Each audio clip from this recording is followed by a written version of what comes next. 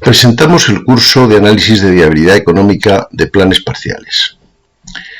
La intención de este curso, que se desarrollará en colaboración con el Colegio de Ingenieros de Caminos de Madrid, es responder que nos hacemos en el momento de intentar acometer un desarrollo urbanístico.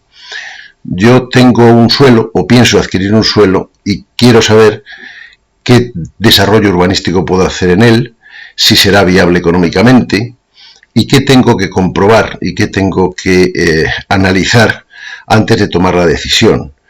Ver la situación urbanística del sector, qué edificabilidad se genera, la situación de la propiedad, no solo mía, sino del resto, si es viable económicamente y, siéndolo, qué fondos propios y recursos ajenos tengo que movilizar. Entonces, este es el objetivo del curso.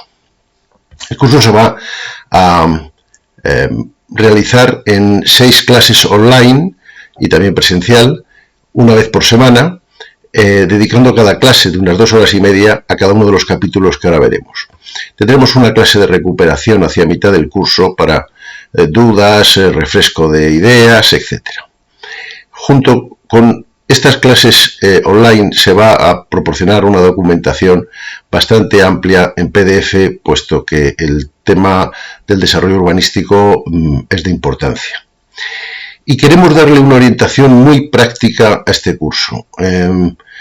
Bajar al detalle, hacer ejemplos numéricos, ver alternativas, cambiar datos, porque la teoría está muy bien, pero luego hay que ver cómo se refleja eso en la práctica y, sobre todo, qué estrategias podemos acometer en todos los procesos del desarrollo, que solo las vamos a ver haciendo números, digamos. Entonces, esos 6 grandes capítulos, se van a, cada uno correspondiente a una clase.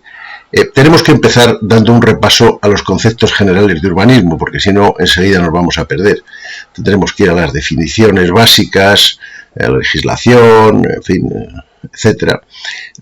Hablar del suelo, su calificación, su clasificación, y también, si, como es bastante normal, hacemos un desarrollo residencial, pues esos desarrollos llevan un porcentaje de vivienda protegida que hay que reservar dentro de toda la edificabilidad. Con lo cual tenemos también que analizar o recordar qué es esto de la vivienda protegida y en qué nos afecta a la hora de hacer el desarrollo.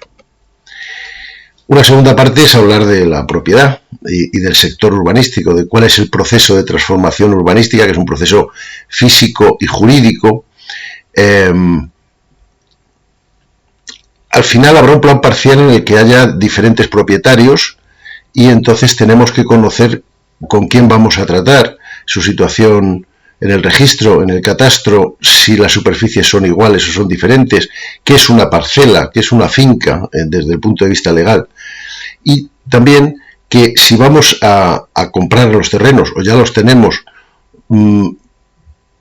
o pensamos obtener derecho a la edificabilidad de alguna manera, pues hay unas labores previas que tenemos que hacer, e incluso existe la posibilidad de llevar a cabo el desarrollo sin ser propietario del suelo, por medio de la figura del agente urbanizador.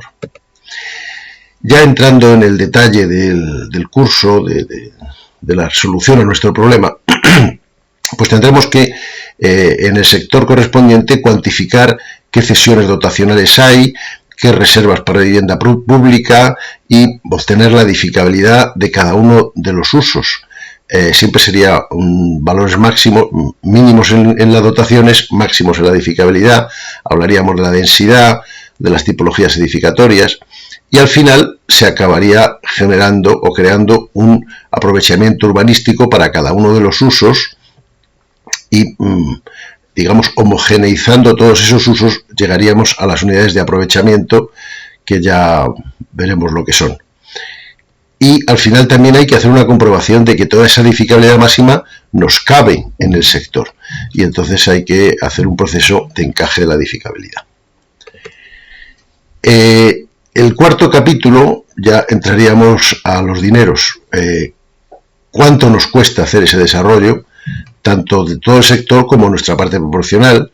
Principalmente el coste va a ser la obra de urbanización, pero hay varias obras de urbanización a la vez, las de interior de parcela, las que están conexiones con redes, otras obras complementarias, entonces tendremos que hacer una evaluación de todos los costes y al fin, en el apartado anterior hemos descubierto cuántas UAS, cuántas unidades de aprovechamiento tendríamos y aquí obtendríamos el coste de cada una de esas UAS.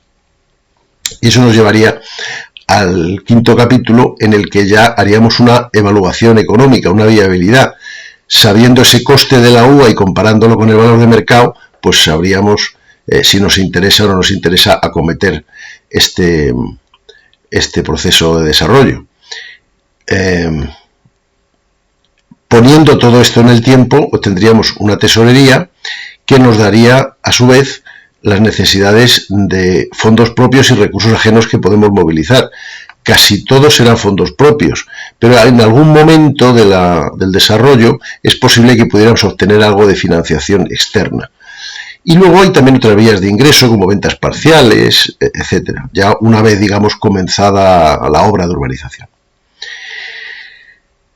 También hay otro apartado muy importante porque estamos en relación con los otros propietarios y es qué usos y qué edificabilidad de esos usos le puede corresponder a cada uno de los propietarios y a los otros, porque al final hay que hacer un proceso y un proyecto de reparcelación y tiene que haber un consenso, porque si no, pues no podríamos avanzar. Entonces, veremos estrategias para la asignación de esos usos y de esa edificabilidad parcial. Y finalmente hay un caso, digamos, particular, pero que ocurre con bastante frecuencia, y es que nosotros actuemos como agente externo que recibe edificabilidad a cambio de asumir todos los costes. Entonces, ¿cómo funciona ese asunto desde el punto de vista económico? Y toda esta mecánica se tiene que llevar a cabo no de cualquier manera, sino con una herramienta que nos proporciona la ley, que es los diversos instrumentos de ejecución del planeamiento, que veremos más o menos por encima, pues la Junta de Compensación, que es la más habitual. ¿Cuándo podemos crearla? ¿Qué plazos tenemos? ¿Cuál es su concepto jurídico? Hay que hacer unos estatutos, unas bases de actuación. En esa Junta de Compensación hay que establecer formas de valoración de los suelos, del proyecto de distribución, de la adjudicación final, qué ingresos va a recibir la Junta y qué pagos va a tener que hacer y cómo se van a hacer, y finalmente, cuando haya terminado, cuál es el proceso de extinción y liquidación. Con esto habríamos terminado el curso. En los capítulos, digamos, de cesiones y de costes y de viabilidad nos vamos a apoyar en un software informático, Inmosuelo, porque es el que nos va a dar la posibilidad de hacer diversas hipótesis, modificaciones de datos y ver qué es lo que ocurre cuando cambia alguna cosa, porque muchas veces nos vamos a encontrar con que vamos a tener vamos a estar en esa tesitura. No olvidemos que en estos momentos la mayoría de los desarrollos que están pendientes de desarrollar, a la redundancia, son de hace más de 15 años y a lo mejor han sido diseñados, o el plan general se ha hecho hace 20, con lo cual la realidad del mercado de hace 20 años no es la de ahora, y eso es un tema que también tenemos que analizar. Y bueno, finalmente no me queda más que animarles a que se apunten y, en fin, que pienso que este curso es muy interesante porque en estos momentos empieza a no haber suelo y hay que empezar a desarrollarlo urbanísticamente. Y hoy en día ya hay que evaluar económicamente esos desarrollos porque no tienen por qué ser siempre grandes negocios. Hay que hacerlo, hoy en día hay que hacer los números.